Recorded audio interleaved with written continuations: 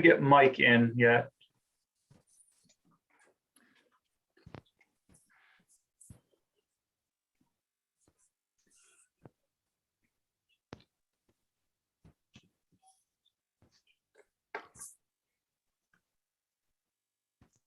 All right, I think we're ready. Let's see. So I got Andy, Dave.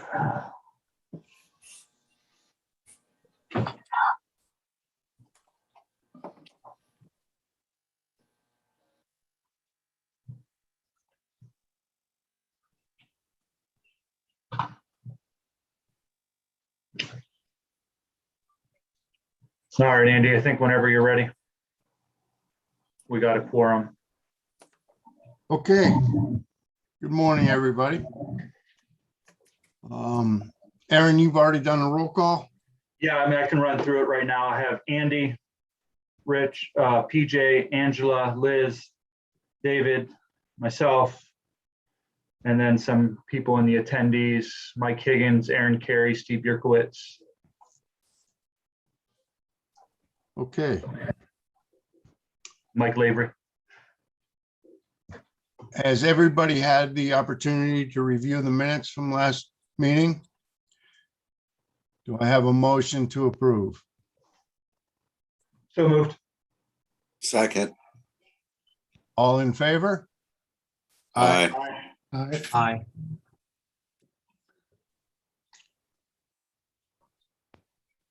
Aaron, have you received any public comment? There has been talk that there would be people here to talk. Mel Witherspoon, I think, wanted to possibly speak on behalf of someone. He was an attendee, but he keeps popping out. I can't get him in as a panelist. I guess if he comes back in, we could let him in at that point. Okay. So we can return back to public comment. Yeah. Secretary's report. All right, Secretary's report. I have 169 blighted properties currently on the blight list. 42 of those properties are under some level of intervention by either the owner, the redevelopment authority, or the Erie Land Bank. 8 of those properties still remain on the judicial sale list, which will be November 17th and 18th.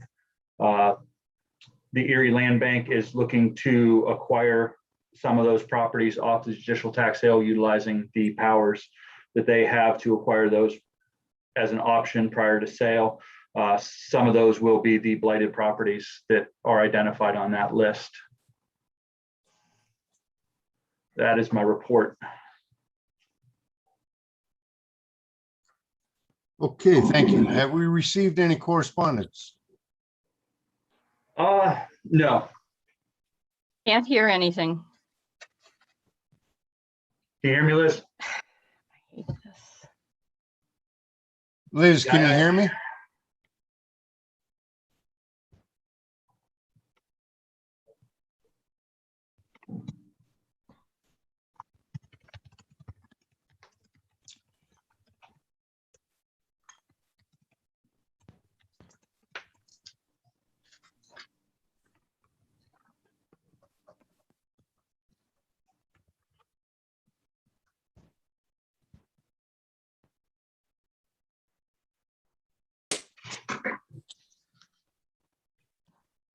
Can you read that?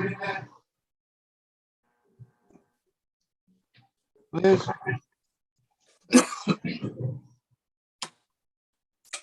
For all who are on the committee, I'm working with Liz in the chat. Maybe a minute before we resolve the issue. Thank you, Frank.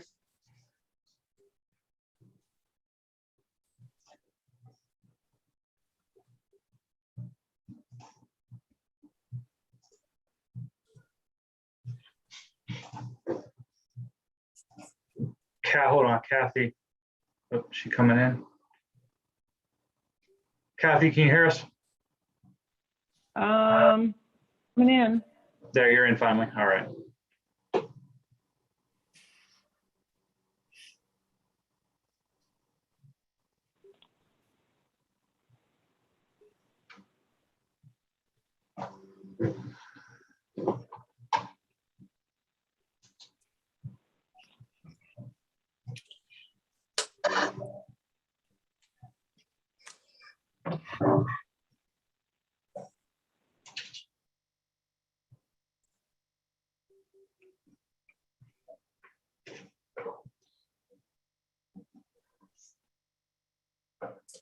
While we're waiting, Aaron, this Dave Ulig, it looks like we went from 28 properties under some kind of agreement up to 42. So that looks like really good progress on that number. Yeah, well, that kind of went through and evaluated some of the properties that, you know, there has been work being done on. We're gonna have to do some further evaluation of the list to try to weed out some of the ones that may not be blighted any longer, so that we have a true representation of what we're dealing with.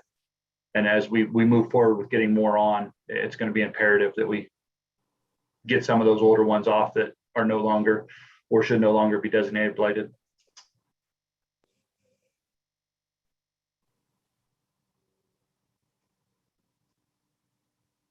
Usually when someone's finished with their work or their rehabilitation, they'll call me to do an inspection. And before that, I'll make sure all the trade inspectors are done with it. So I'll make sure the building inspector's done, the electrical inspector's done, and they're signed off.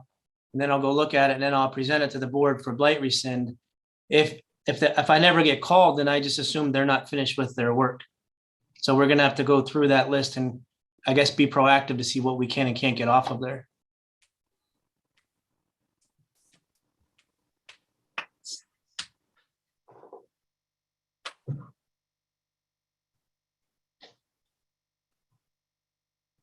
All right, thanks, Frank. Liz, you can hear us now? All right. And I got Mr. Witherspoon is in as attendee. I'm trying to promote him to a panelist. I know, like I said, he had some concerns with a couple properties and wanted to be in attendance at today's meeting.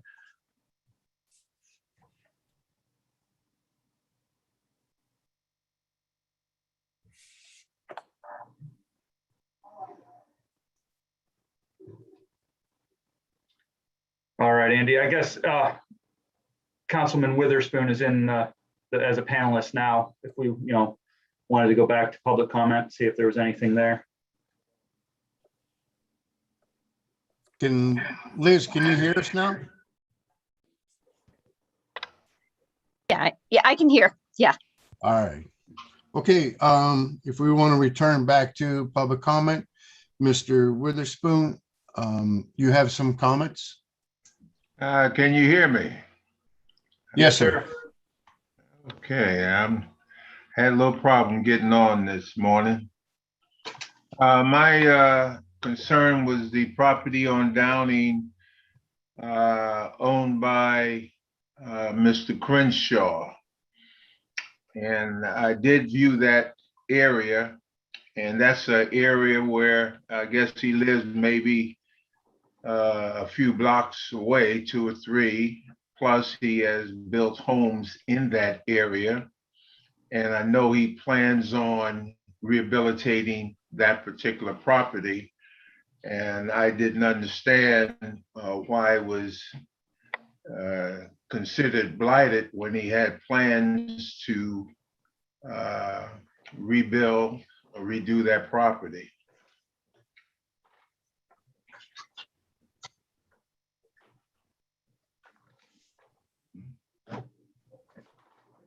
Mr. Witherspoon, I've asked Steve Yurkowitz to attend the meeting this morning, and he is the property maintenance inspector for that area. And he can give you a better update of why we considered this blighted. Steve, can you hear me?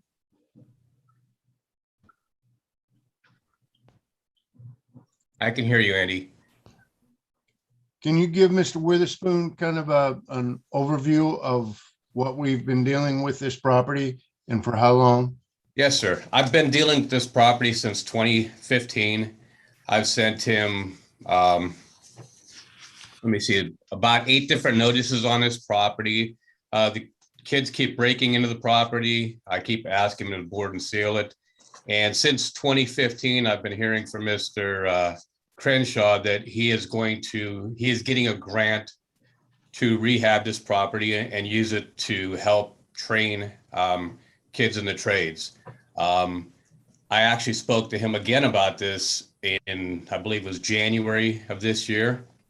And he told me he got the grant already and he was going to be starting on it soon.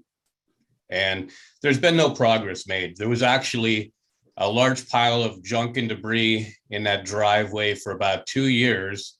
I tried working with him, and he finally got it cleaned up after 2 years. I was told by his daughter that somebody from the housing authority dumped it there. I contacted the housing authority and they said absolutely not. They don't do that. When they clean out an apartment, they get rid of the stuff in their own dumpsters. I have had many calls about this property from the residents. One resident was trying to sell his house for years and couldn't because of this property.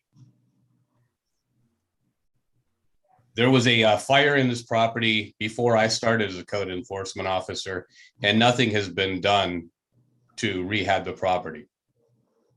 I would also add, Steve, he's owned it since 2009. Okay.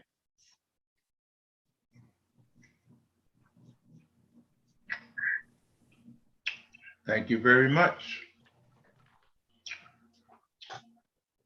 I do know that he will receive the money to rehab it.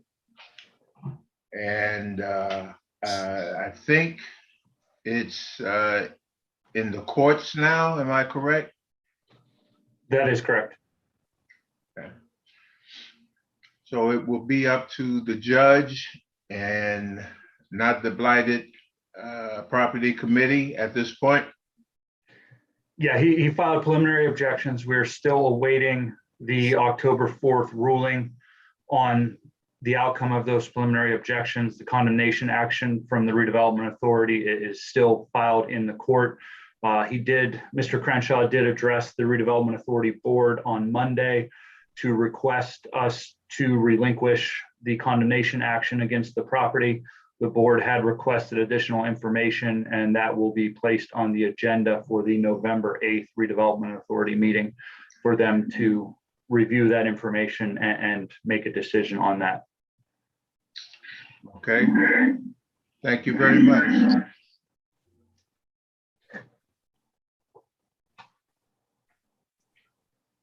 If no further, we can proceed on to old business. All right, old business. We have one property, 1302 Parade Street was a private demo. This was an Erie Land Bank property that was sold to Richard Arlington, Iron Eagles LLC. He has since demolished the property and eliminated the structure. So the blight is ready to be rescinded.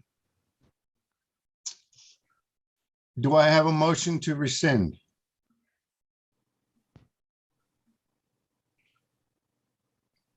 Rich, thank you.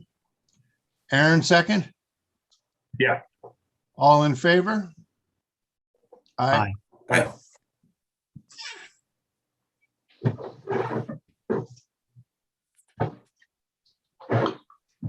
Okay.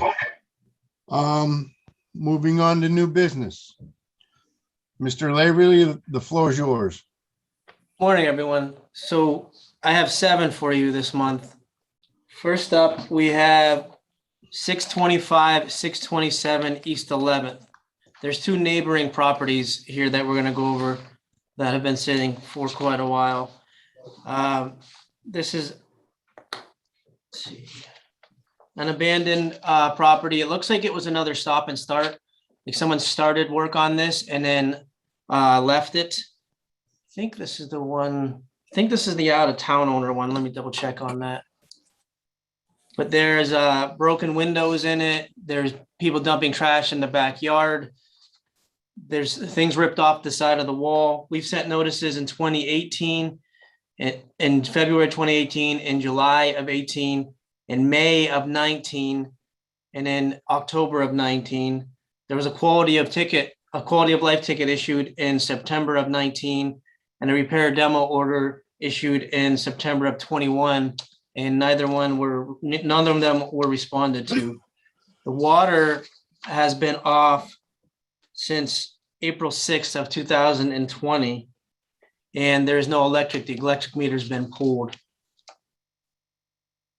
this is in an area where there is a developer slash contractor who is rehabbing a lot of houses on this block.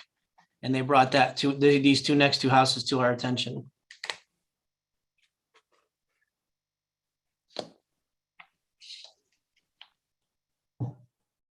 Mike, just out of curiosity, who rips off an electric meter? Is there something inside of it that can be sold, or is it just vandalism? There's several reasons that could be removed. One, the Penelec will come out if there's a fire internally, which I don't know that there is here, and that's the first thing they'll do is remove the meter. Two is if they're rehabbing the electrical work in there, they'll remove the meter to put a new service in. Or three, if Penelec suspects tampering or somebody monkeying with it, they'll put a yellow tag on it or they'll rip it off, take the meter out. Okay, I learned something new. Thank you. Sure. Though scrappers will also go in and steal the copper out of the home, the plumbing and wiring. They'll just cut it off in the basement and take it. We see that almost on every vacant home. Okay, do I have a motion to blight? So moved. Second, Liz, Second, all in favor? aye. Aye. Aye. Okay, next up, we have right next door, because we're two neighboring properties abandoned, 623 East 11th Street. These are local owners. It's been sitting for quite a while. We have notices set back to,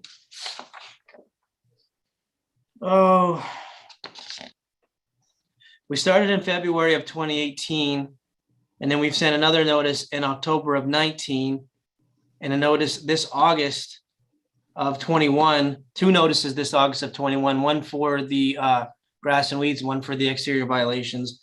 I posted a repair demo order September 28th of this year. Water has been off since March 2nd of 2020. They do owe taxes dating back to 2020 over $2,000. I don't think the grass has been cut all year.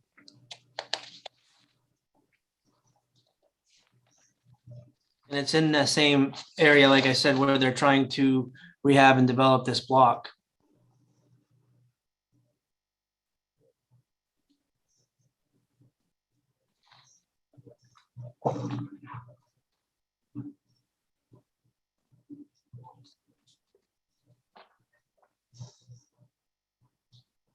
Do I have a motion to blight?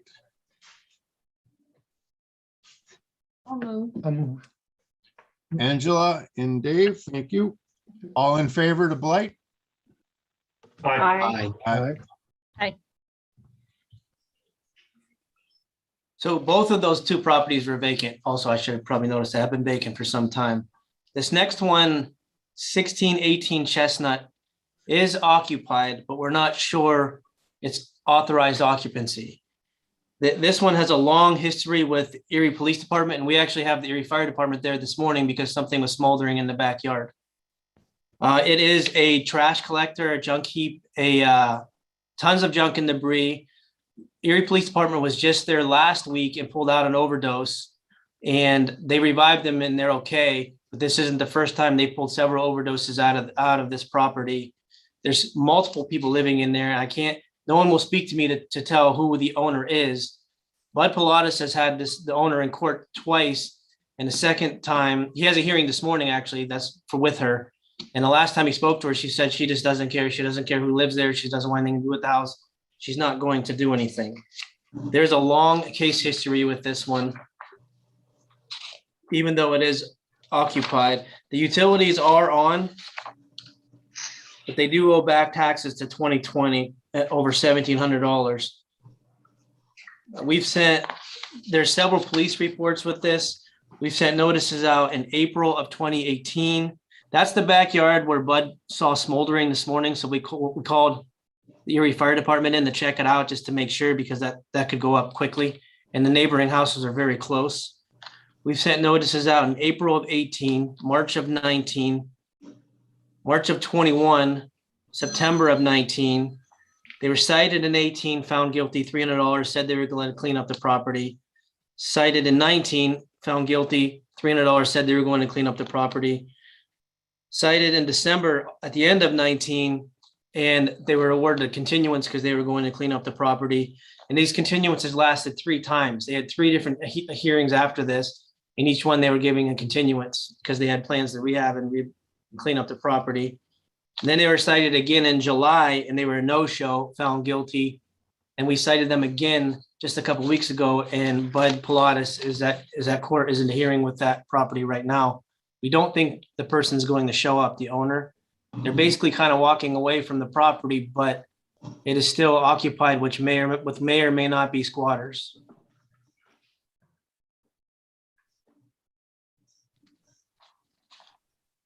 Did you say the water is on, Mike? The water is on and the electric is on, to my knowledge. So someone is paying the bill there, I would assume. Not necessarily, though. Erie Waterworks just resumed their shutoffs recently. So they have a lot of catching up to do. So they may be delinquent and Erie Waterworks just hasn't gotten there yet. I don't know that, but it is currently on, yes. Okay. So Mike, is there, oh, I'm sorry, Councilwoman, go ahead. I'm sorry, I just wanted to ask another question. Sure. This seems like we've seen all kinds of scenarios in the years I've been on here.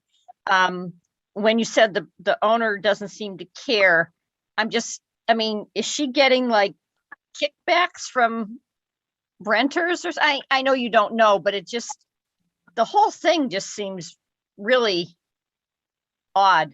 I've gone by this when I go to the SSJ Neighborhood Network Farmers Market it's done now for the season, but it is a huge mess. I just wondered if anybody had a hunch about what the incentive is to say, well, I don't care who's living there, somebody's paying the utilities and, there's drug overdoses. I don't know. It just, I'm just more speculating, trying to get to the root of the story than adding any information, but.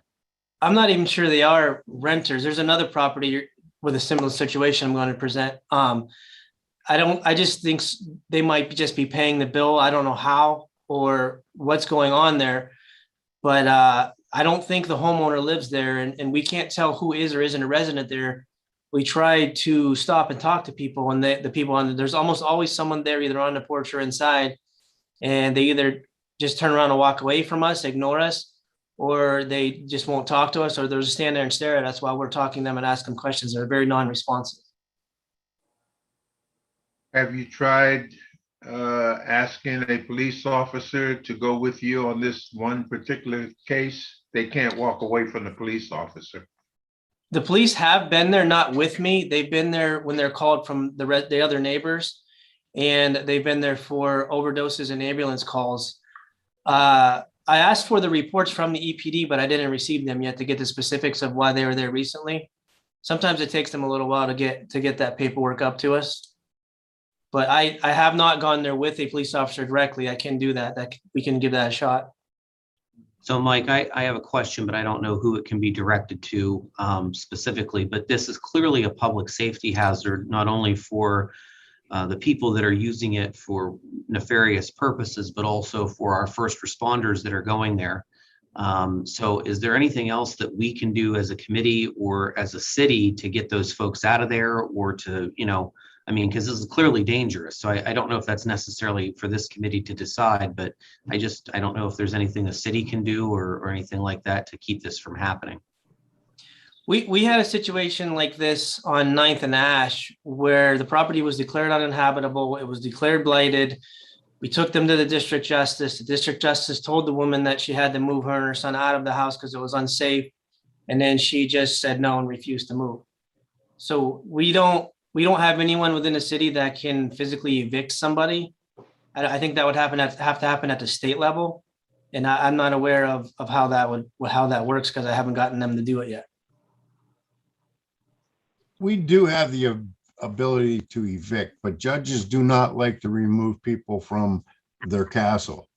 It's very difficult to do that, even in this situation. And in talking to Mr. Pilatus this morning, it's always different people at that house, and they're always sitting on the front porch They just seem to come and go. And the last hearing that we had, the owner did not show up. And Mr. Pilatus believes she moved to Springfield and has washed her hands of the property and doesn't want to be bothered by it anymore. If she's not showing up for hearings, it's very difficult. The judge will issue a warrant for her arrest, but there's no one to enforce it. Does the law, an old law, still exist of squatters' rights? That's Yes. still on the books? Yes, that's why it's difficult. Judges don't like to remove people from their own property. Even though they are squatters, it's very difficult. The odd one with this is I'm looking at the water and sewer and garbage bill, and they are current. So somebody is paying the bills there, whether it's the owner or one of the tenants slash squatters to keep them on. Well, okay.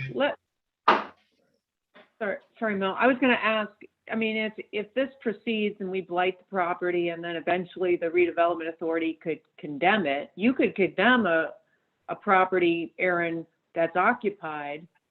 And then what happens if they have no rights except for potentially a squatter's right situation to be in that property and the redevelopment authority is the owner?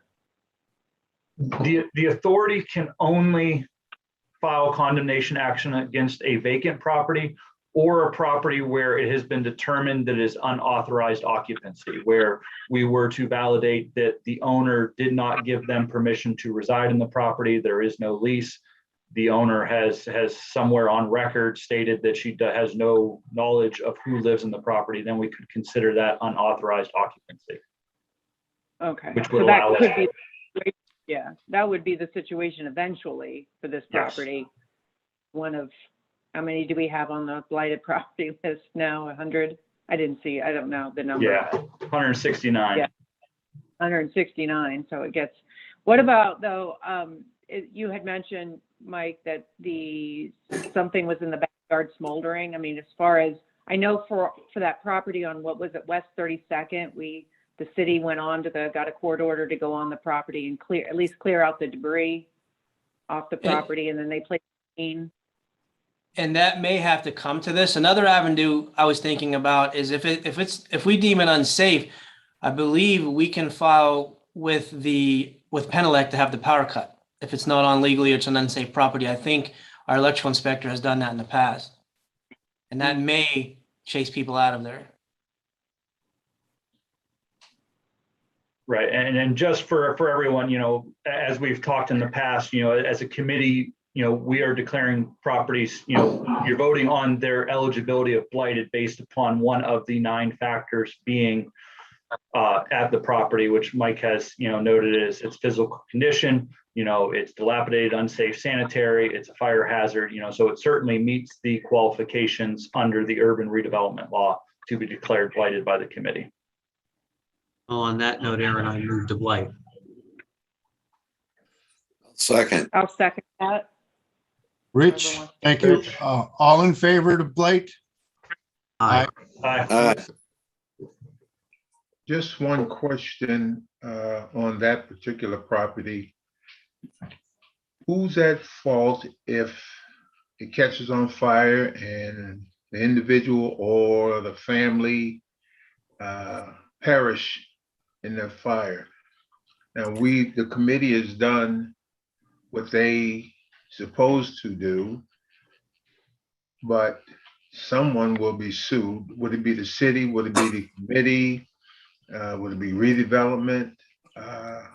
Regarding the point of safety. I would think the homeowner would be my assumption. Okay, let's hope Even so.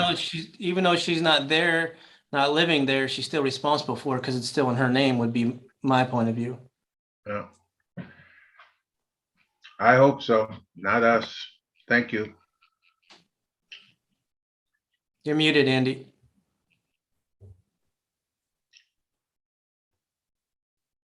Andy, you gotta unmute. We have done our due diligence on this property. So it would be very hard to sue the city the lawsuit would be more aimed at the owner for abandoning it.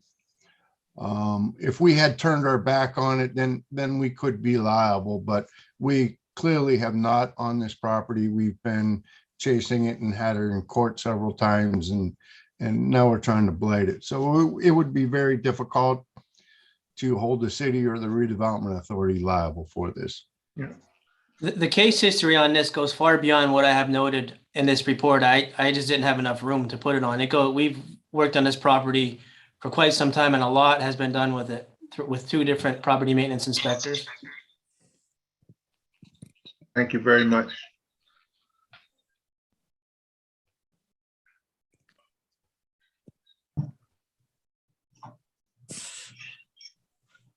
I'm Okay, sorry, was Mike. that passed? I didn't, we voted on that one already? Okay. Yes. So next up, we have 341, 343 East 8th Street. This is a parcel with 2 houses on it, a front and a back parcel. The front parcel has been dilapidated for years, vacant, water's been off of it. Up until last month, the back parcel was in the same condition, but it was occupied. The owner passed away in the property, I think a month or so ago, and had to be removed from the property. We tried to get in touch with an estate, and I think all that's left is a sister. And I think Erin can speak on this. She reached out, or an attorney for her reached out to the redevelopment authority. Yes, and an attorney on behalf of the surviving relative reached out to the redevelopment authority land bank to see about the possibility of donating the property to the land bank. We had a discussion about that. They are working on figuring out if there is an estate that can be filed and any money within that estate that could pay the back taxes so that the conveyance could be free of the taxes if the donation is accepted. So we're still waiting to hear back. I'm sure they're working through that whole process. That was about a little over a month ago. So we're just waiting to hear back from that attorney as to the status of the estate. And the back taxes are dated to 20 and 21. So they are only last year and this year's in taxes. This is also in an area where the surrounding neighbors take pretty good care of their homes. The water in the front property has been off since December 1st of 2008. The back property still has the water on, but Penelec has pulled the meter. There is no electricity to the property. This one is a fairly new case. We just started it in May. The back property. We had cases on the front property because it was occupied. But I did kind of fast track it just to help along the acquisition process or donation process. I figured if it had a blight designation, that might help that process along to do something with this property.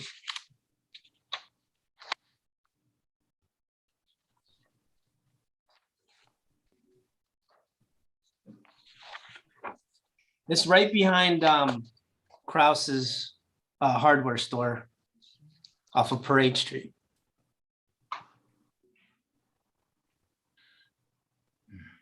I moved to blight. Do I have a second? I'll second. I'll second. Kathy or PJ? BJ, all in favor to blight the property? Aye. Aye. Aye. So next one is kind of a unique situation. This is a situation we haven't had before, but 354 East 3rd Street. So this one took some digging. It is occupied, but we do not think it is authorized occupancy. The owner, Mr. David Welsh, about a couple months before he died, he passed away, he filed landlord tenant action to try to evict his tenant. It was upstairs owner occupied, downstairs rental. Something happened to where he fell down the stairs and then had a stroke, fell down the stairs and had to be put in a nursing home in Corey. While he was at Corey Manor, he passed away with complications of pneumonia. Meanwhile, people are still here collecting junk and debris. The neighbors are complaining that there are rodents and insects and the smell coming from the house. There's a ton of junk and debris in the backyard and on the side. The fence is falling apart. There is no, we alerted National Fuel what's going on and they sent their fraud prevention team out and shut the gas off. There is no gas. One of the neighbors claims that the tenant that is there has possession of Mr. Welsh's bank account and is paying the bills out of his name. So we did make the police department aware of this to look into it. So the downstairs is unoccupied, the upstairs is occupied.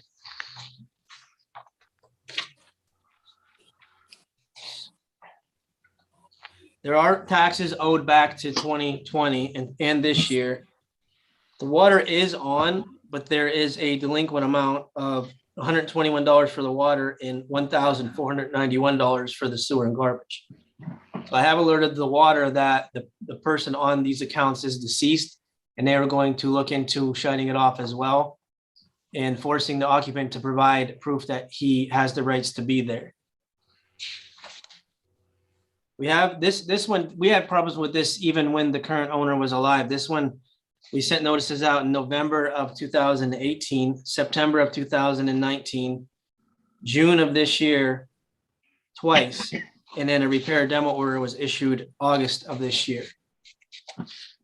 So this is another situation where there's more than one person living there. One person would talk to me and he said that there was a caretaker inside, but the caretaker would not come out to speak to me.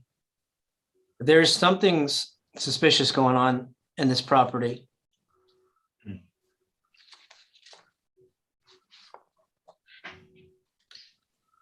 Move to blight.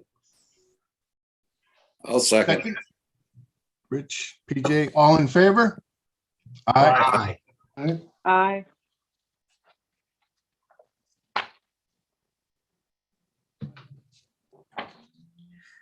Next up, we have 116 East 25th Street. This is a landlord rental occupied building that has caught on fire. That right there, it was caught on fire, rehab, it was declared uninhabitable. The landlord moved people in, even though it was declared uninhabitable.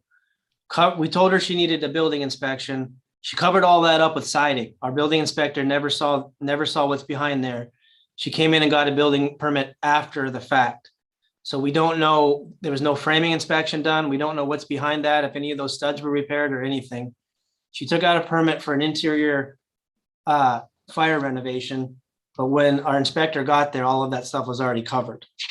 So she did not pass that inspection. This one, the actual tenant is the one that called us on this because she rented it sight unseen, gave a deposit, went in there, and then saw it's pretty bad. Typically, I do my blight reports from exterior inspections, but if you look on the last page, the inspections page of your report, there are some interior things on this one because we were inside of it as well. There are back taxes owed from 2016 to 2021 over $10,000, $10,759. So I called the county to find out why the taxes go so far back, and it has not been on any tax sale list. And it's because the landlord is in bankruptcy proceedings. And apparently when those proceedings are taking place, your utilities are worked out and your back taxes are worked out, so where they cannot be put on a tax sale list as long as certain criteria are met, is the way it was explained to me. Because she does owe over $900 in water and over $1,300 in sewer and garbage. There was notices sent out in April of 18 before the fire, in April of 20, and then in August of 21 and September of 21. The fire was April 26th of 2020. That was I got the fire report on that, and that was believed to be set by a disgruntled tenant in the basement. She was cited in May of 18, posted uninhabitable. We were waiting for her to do the repairs, but then she did some of the repairs, didn't get proper inspections, and moved tenants back in there. Mike, is the electric on? The electric is on for the lower level, not the upper level. It appeared in the picture that it was a 2-meter socket and both meters were missing. Let me see that picture again. I believe the electric's on because it's occupied. There's a tenant in there, unless there's a meter on the other side I didn't see. Can you go back to that picture? Yeah, this one. Right there. So, Yeah. okay, so Andy, just to clarify, a couple of these pictures I took after the fire, these are from the fire inspector. So Okay, this isn't, these ones aren't current. I showed this so that the committee could see what was burnt as opposed to what's covered.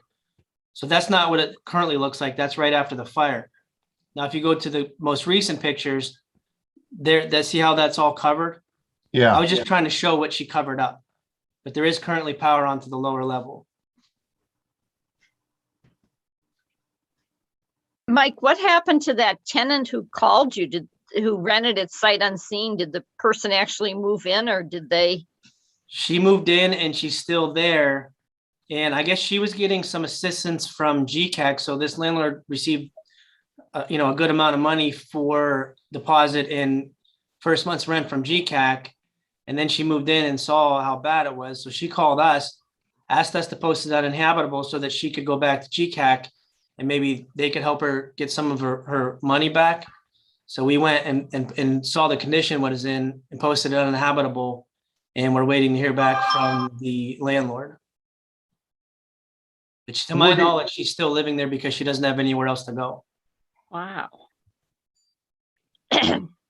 Would it help in this situation and others, would it help if GCAC would confer with you on situations like that? Absolutely. That would help us tremendously. And we have alerted GCAC to the status of this property. Okay. I'll speak with Mr. Danny Jones and explain to him what you are going through. Because sometimes people will get money to defraud in housing repair, and it just makes it more difficult for you. I'm always thinking about the safety aspect. Now, Penlec also will check for wires going from the first floor to the second floor, which is a fraud in Penelec's system. Sometimes it's outside and sometimes they're running inside and provide energy upstairs. Yeah, I think we were going to have our electrical inspector look at this as well the next time we speak to the tenant. But I would certainly welcome any help from GCAC and would be happy to work with them. Okay, I'll speak with Mr. Jones. Okay, thank you. Motion to Blight. Motion to Blake. I will be glad to make a motion. Thank you, Rich and Angela. All in favor to Blight? Aye. Aye. All right. Okay, lastly, we have 1408 West 8th Street. This is another stop and start. Somebody started working on this one, I don't know, a year ago, maybe more than a year and a half ago. And then it was left. There's still construction equipment. There's ladders and paint and things like that, just laying on the floor inside. But nobody's been back. I think the neighbor to the west is cutting the grass because when I go there, it's always cut at the same time and it's the same height as that neighbor. I'm not positive, but it looks to me that way. We have had this guy, or tried to have this person in court, but they did not show. Water's been off since October of 2010. And there are delinquent amounts over $1,000 on the water and sewer, and there is a water lien placed on this property. The taxes are current. We had notices sent out in November of 19. A repair demo order was sent out in May of 21. And another notice was sent out in later in May of 2021. They were cited in June and they were a no-show, found guilty $300 by Judge Carney. And they have not responded to any of our notices as of late. I do have one note where it looks like in March of 2020, Jake Binney tried to get them in touch with our West Bayfront for financial help to see what they could qualify for to maybe help them with funding if it was a funding issue. And he did speak to the owner, give them Anna Francis information and number, and then Anna said that nobody ever reached out to her. So we did try.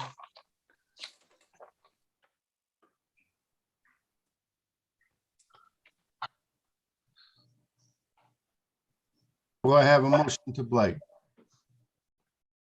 So moved. Second? Second. Thank you. All in favor? Aye. Aye. Aye. And that's all I have for the committee this month. Thank you. Thank you, Mike. Can I just make a comment? I really want to thank Mel for coming today because, we're faced with, council will be asked to vote on the comprehensive housing plan that has been presented by work plan by redevelopment authority. I think this gives just a small glimpse of the blight housing issues that we face in the city of Erie. And for some reason today, like every house had a different story, but a very sad and or appalling outcome. So I also want to thank Kathy Rosdick and Aaron, everybody, Mike, Steve, everybody who's been working on this. One of the things I'm thinking is that possibly, this has been recorded on YouTube. I think it might be how do we say it? Maybe Mel and I can encourage our city council colleagues just to watch this one particular meeting, because you would realize this is replicated month after month and year after year, and frustration after frustration and trying to find solutions.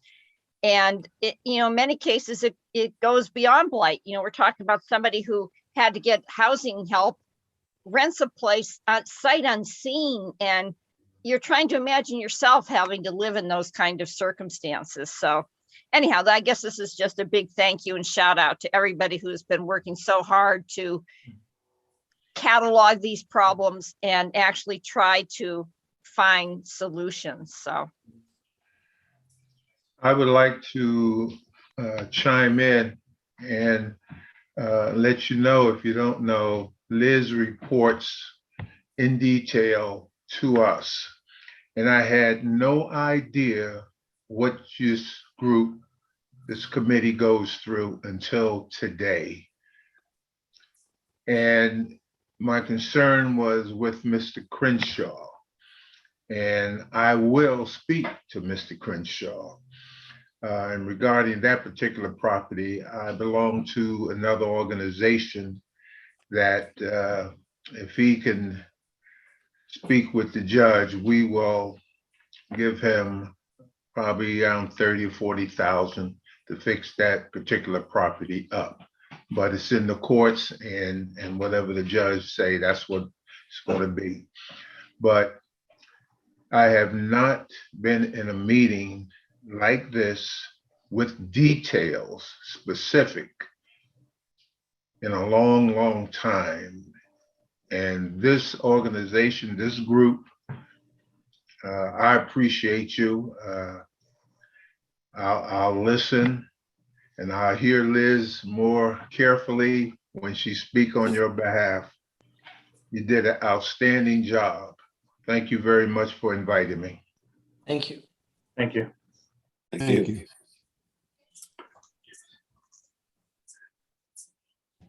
The Kathy's program is so important to this board, and to a lot of people that it will impact.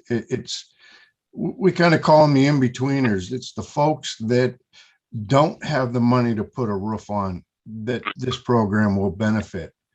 It's the folks that can't afford to put a furnace in. And so it's very important that her program moves forward. It's going to impact a lot of lives. I would also add one thing, because I get a lot of people that approach me about this and ask me about this. It's not like we send one notice out and then the property goes to the blight.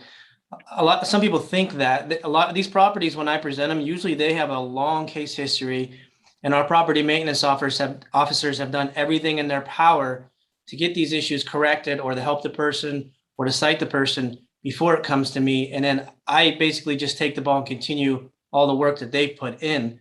A lot of people think we just grab a property and blight it, and it just doesn't work that way. The property owner's been given every single chance we have available for them to rehab their property.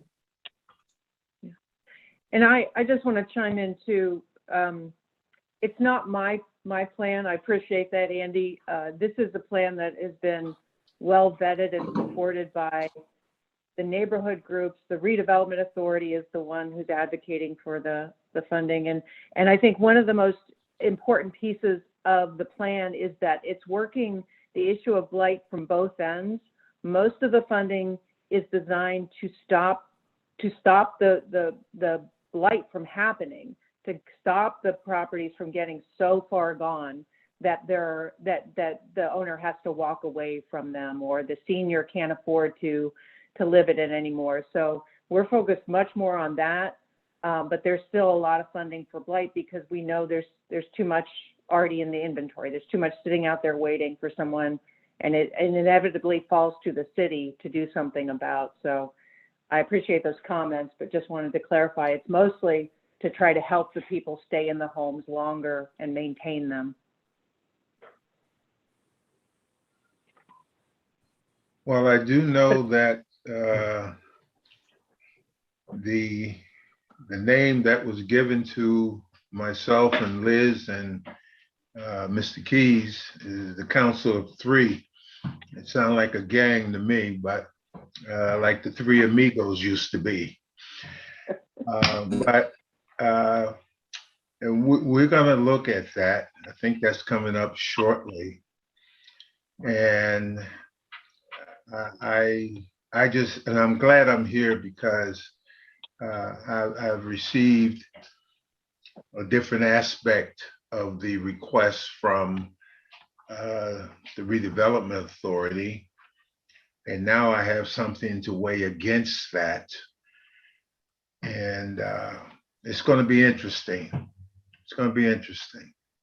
But I am so happy I was able to tune in today. I got a different perspective on what this committee does. I don't want the job.